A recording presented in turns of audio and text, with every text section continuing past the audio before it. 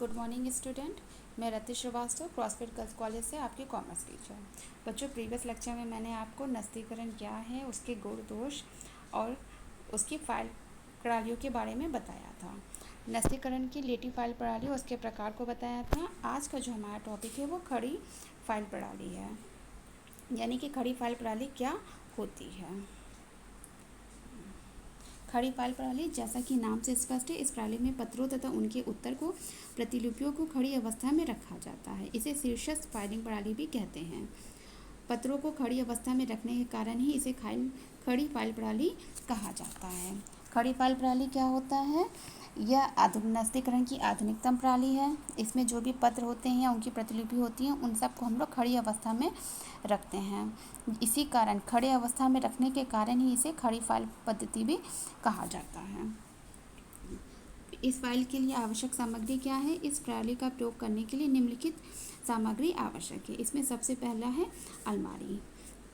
यह दराजों वाली अलमारी होती है। इसमें एक अलमारी का प्रयोग किया जाता है जिसमें कि दराज होते हैं, जो कि लोहे या लकड़ी के बने होते हैं।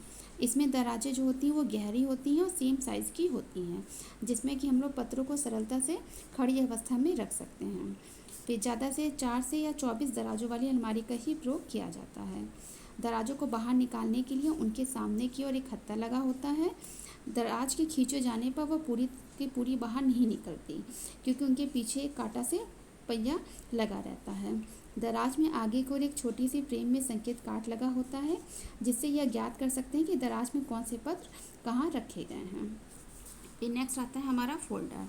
जैसे चित्र में दिया है, देखो, प्रत्येक ग्राहक के नाम का इसमें एक अलग फोल्डर बनाया जाता है, जिसमें उस ग्राहक से प्राप्त पत्रों तथा उनके उत्तरों की प्रतिलिपियों को तिथिवार रखा जाता है। ये मोटे और मजबूत कागज़ के बनाए जाते हैं।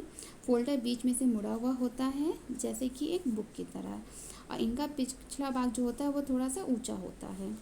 दूसरे उठे हुए भाग पे ही ग्राहक का नाम, टेलीफोन नंबर आदि लिख दिया जाता है। इससे पत्रों को ढूंढने में क्या होती है? सुविधा होती है। फोल्डर में पत्र रखकर खुला ही दराज में खड़ा करके रखते हैं। फिर नेक्स्ट आता है संकेत कार्ड। किसी विशेष फोल्डर को खोजने में सरलता के लिए प्रत्येक दराज में आगे की ओर संकेत कार्ड लगा दिया जाता है।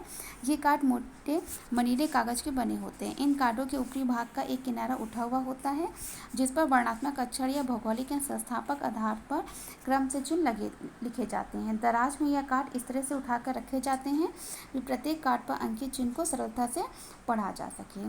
जैसा कि चित्र में दिखाई दे रहा है, संकेत कार्ड क्या होता है? फोल्डरों को सरलता से ढूंढने के लिए संकेत कार्डों का प्रयोग किया जाता है। ये संकेत कार्ड जो होते हैं वो मोटे कागज़ के बने होते हैं।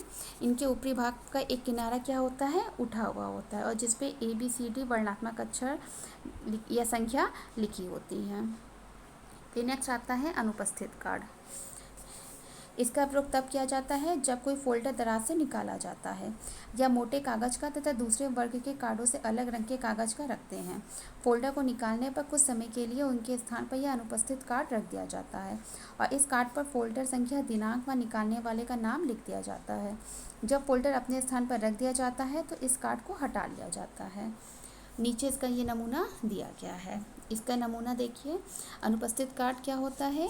ये जब कोई फोल्डर किसी भी दराज से हम लोग बाहर निकालते हैं तो उनके स्थान पर अनुपस्थित कार्ड को रख दिया जाता है। अनुपस्थित कार्ड पर फोल्डर की संख्या, डेट, टाइम, निकालने वाले व्यक्ति का नाम लिखा जाता है, जिससे कि पता चल जाए कि ये किस व्यक्ति का फोल्डर यहाँ से निकाला गया है। नेक्स्ट है स्थानांतरण पेटियाँ।